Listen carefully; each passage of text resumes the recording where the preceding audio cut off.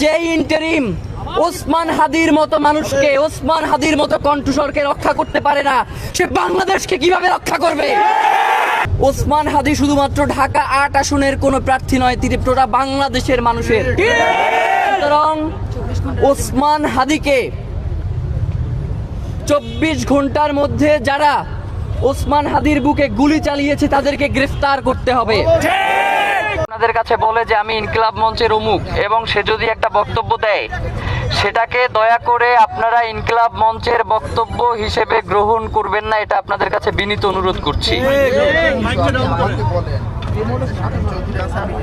ওসমান হাদি বাংলাদেশের স্বাধীনতা সার্বভৌমত্ব রক্ষার এই আন্দোলনে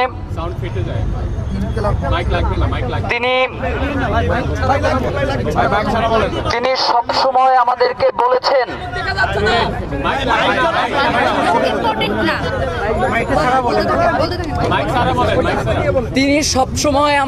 বলেছেন, বাংলার এই জমিনে যতদিন পর্যন্ত স্বাধীনতার সার্বভৌমত্বের সুফল বাংলাদেশের জনগণ না পাবে ততদিন পর্যন্ত তিনি এই বাংলার জমিনে ইনসাফের লড়াই চালিয়ে যাবেন। আজকে ওসমান হাদি আইসিইউতে আছেন, কিন্তু বাংলার এই জমিন থেকে স্বাধীনতা সার্বভৌমত্বের লড়াইকে হারিয়ে যাবে? আমরা কি কেউ কোনো উস্কানি বা বিশৃঙ্খল পরিস্থিতির সৃষ্টি করব? না। ওসমান হাদি যেভাবে আমাদের সবাইকে আগলে রাখতেন বাংলাদেশের মতো করে, আমরা কি সেই বাংলাদেশকে আগলে রাখতে পারবো না সবাই মিলে? আজকে আমরা এখানে দাঁড়িয়েছি ওসমান হাদি ভাইয়ের বর্তমান অবস্থা সম্পর্কে আপনাদেরকে কিছু জানানোর জন্য, এবং ইনকিলাব মঞ্চ ওসমান হাদির উপরে যেই গুলি হয়েছে সেই ব্যাপারে তাদের যে অবস্থান সেটা ব্যক্ত করবার জন্য। আপনাদেরকে কাইন্ডলি কোনো ধরনের কথা ছাড়া, যেহেতু আমি মাইকে বলছি না, সুতরাং সবাই একটু নিঃশব্দ থাকার চেষ্টা করব, ঠিক আছে না? ভাইয়েরা, আপনারা জানেন যে জুমার নামাজের পরে আমরা বিগত ৩ মাস ধরে বাংলাদেশের গুরুত্বপূর্ণ আসন ঢাকা ৮-এ আমরা ভোটার যোগ করেছি, এবং মোটামুটি ঢাকা ৮-এর যত মসজিদ আছে আমরা সবগুলো মসজিদে গিয়েছি এবং মানুষের কাছে ইনসাফের কথা এবং ওসমান হাদিদের মতো মানুষকে কেন সংসদে প্রয়োজন সেই কথা আমরা বলেছি। তো আজকেও তার ধারাবাহিকতায় ওসমান হাদি ভাই এবং তার টিম ঢাকা ৮-এর বিভিন্ন মসজিদে আজকে ভোটার যোগে গিয়েছিলেন। তো অত্যন্ত দুঃখের এবং কষ্টের বিষয় হচ্ছে যে ওসমান হাদি ভাইয়ের উপরে গুলি হয়েছে এবং সেই গুলিটা আমি বুক পেতে নিতে পারি নাই।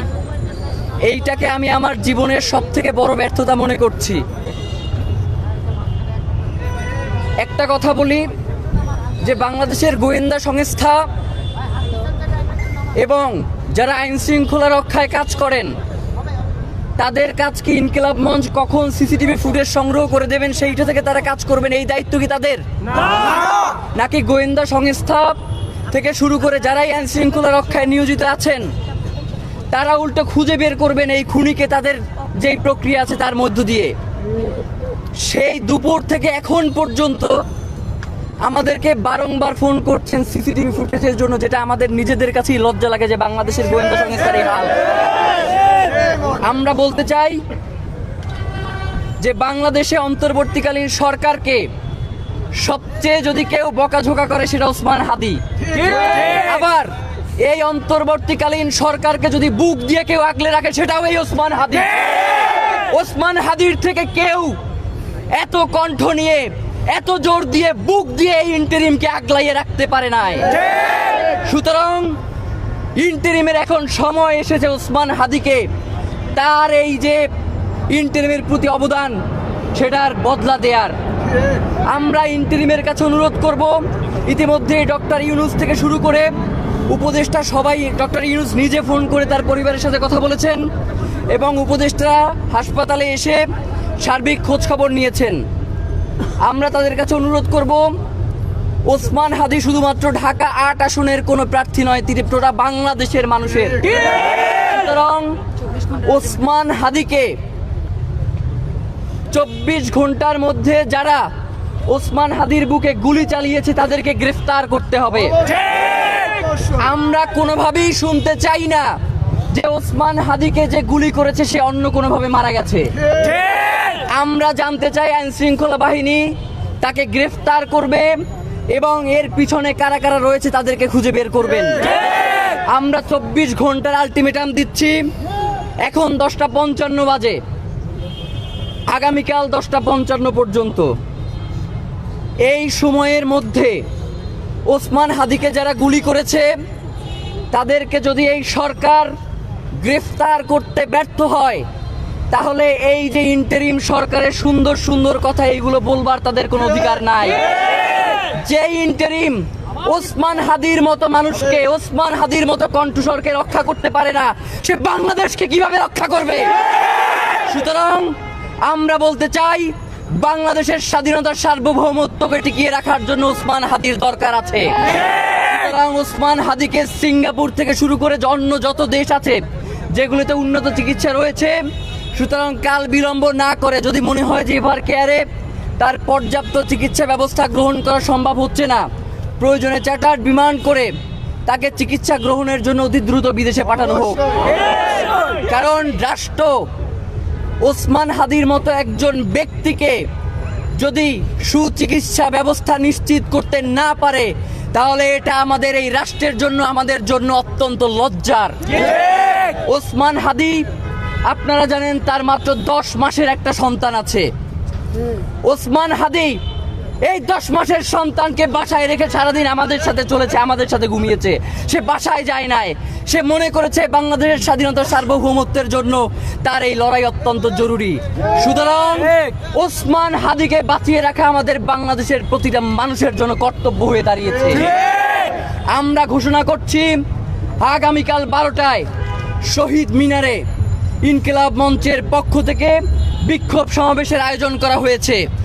আপনারা সকলে সেই সমাবেশে, শাহবাগের সমাবেশে আপনারা সকলে অংশগ্রহণ করবেন। আমরা দুপুর 12টায় ওখানে বিক্ষোভ এবং মিছিল, গণমিছিল করব। আপনাদের সবাইকে আহ্বান জানাচ্ছি, যারা বাংলাদেশের স্বাধীনতাকে ভালোবাসেন, যারা বাংলাদেশের সার্বভৌমত্বকে ভালোবাসেন, তারা অবশ্যই সেই মিছিলে, সেই বিক্ষোভে সামিল হবেন না আপনারা? ভাইয়েরা, ওসমান হাদি ভাইয়ের অবস্থা আগের থেকে কিছুটা উন্নত, কিন্তু আমরা এখনো আশঙ্কা মুক্ত না। সুতরাং আমরা বাংলাদেশের প্রত্যেকটা মানুষের কাছে এই দোয়া চাই যে আপনারা মসজিদ, মাদ্রাসা থেকে শুরু করে সকল ধর্মীয় উপাসনালয়ে ওসমান হাদিকে আল্লাহ যাতে হায়াতে তাইয়্যিবা দান করে সেই জন্য আপনারা দোয়ার ব্যবস্থা করবেন।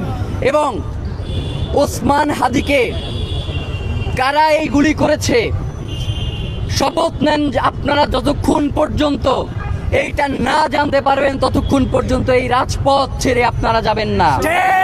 ওসমান হাদি কিন্তু আপনাদেরকে রেখে এই রাজপথ ছেড়ে তার সন্তানের কাছে যায় নাই।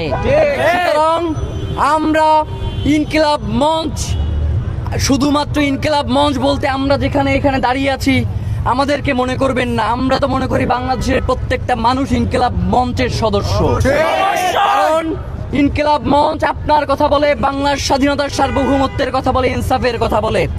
সুতরাং আমরা অত্যন্ত আপনাদের প্রতি কৃতজ্ঞতা জ্ঞাপন করছি যে আপনারা আজকে সেই 2টা থেকে এখন পর্যন্ত ওসমান হাদির জন্য এই রাজপথে আপনারা অবস্থান করছেন এবং আপনারা বলেছেন যে ওসমান হাদির উপরে যারা গুলি চালিয়েছে তাদের বিচার না হওয়া পর্যন্ত আপনারা রাজপথে যাবেন না, রাজপথ ছেড়ে যাবেন না।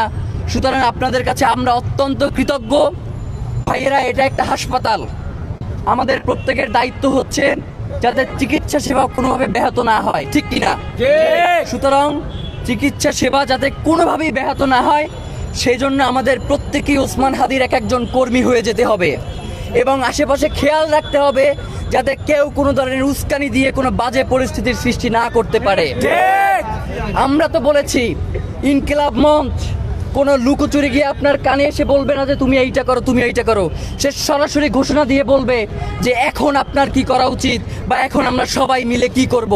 সুতরাং কারো কোনো বক্তব্যে আপনারা অনুপ্রাণিত হয়ে নিজে থেকে কোনো সিদ্ধান্ত নেবেন না।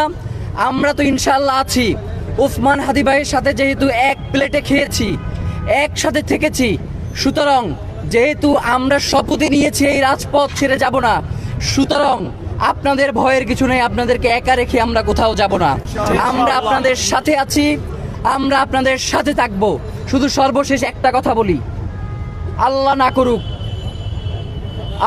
না করুক যদি ওসমান হাদির কিছু হয়, তাহলে এই ইন্টারিমকে অবশ্যই এর দায়ভার গ্রহণ করতে হবে। এবং ওসমান হাদিকে আপনারা অনেকেই বিভিন্নভাবে আমাদেরকে প্রশ্ন করেন না যে আপনারা কাদেরকে আশঙ্কা সন্দেহের চোখে দেখছেন। আমরা আপনাদেরকে বলি যে আমরা কাউকেই সন্দেহের চোখে দেখছি না এবং কাউকেই সন্দেহের বাইরে দেখছি না। আমরা সকলকেই সন্দেহের মধ্যেই দেখছি। সেক্ষেত্রে এমনও হতে পারে এই ভোটের রাজনীতিতে অনেকে ওসমান হাদিকে প্রতিপক্ষ মনে করতে পারে, এমন কারণও হতে পারে। আবার এমনও হতে পারে যে এই আওয়ামী লীগের বিরুদ্ধে, যেই পতিত স্বৈরাচারের বিরুদ্ধে সবচেয়ে বলিষ্ঠ কণ্ঠস্বর ছিল ওসমান হাদি, সেই ওসমান হাদিকে যদি মেরে ফেলা যায় তাহলে হয়তো তারা মনে করতে পারে যে তারা আবার বাংলাদেশে ফিরে আসতে পারবে। আমরা আপনাদেরকে জানিয়ে রাখি, ওসমান হাদি এখন ঘরে ঘরে তৈরি হয়ে গেছে, তোমাদের আর ফের সুতরাং আমাদের নির্দেশনা ছাড়া আপনারা দয়া করে কোনো ধরনের ব্যক্তিগত সিদ্ধান্ত গ্রহণ করবেন না। আমরা আপনাদের সঙ্গে আছি, ইনসাফের সঙ্গে ছিলাম, ইনসাফের সঙ্গে আছি, ইনসাফের সঙ্গে থাকবো ইনশাআল্লাহ। ওসমান হাদির জন্য আমরা সবাই দোয়া করব, আল্লাহ যাতে তাকে হায়াতে তাইয়্যিবা নসিব করেন এবং ঢাকা ৮ আসনের সংসদ সদস্য হিসেবে যাতে আপনার হয়ে এই দেশের স্বাধীনতা সার্বভৌমত্বের হয়ে কথা বলতে পারে, আল্লাহ তাকে যেন সেই তৌফিক দান করেন। সকলকে অসংখ্য ধন্যবাদ, আপনাদের প্রতি আন্তরিক কৃতজ্ঞতা জ্ঞাপন করছি এবং সবার কাছে দোয়া চাই। আমি আব্দুল্লাহ আল জাবের, ইনকিলাব মঞ্চের সদস্য সচিব। ওসমান হাদির সর্বশেষ অবস্থা আমরা ডাক্তারদের সাথে কিছুক্ষণ আগে কথা বলেছি। ডাক্তাররা তাকে নিবিড় পর্যবেক্ষণে রেখেছেন এবং ডাক্তাররা আমাদেরকে বলেছেন যে আমরা সাধারণত এই হসপিটালে মানে এমন কোনো সুযোগ সুবিধা বাকি রাখি নাই যেইটা আমরা ওসমান হাদির জন্য নিশ্চিত করব না।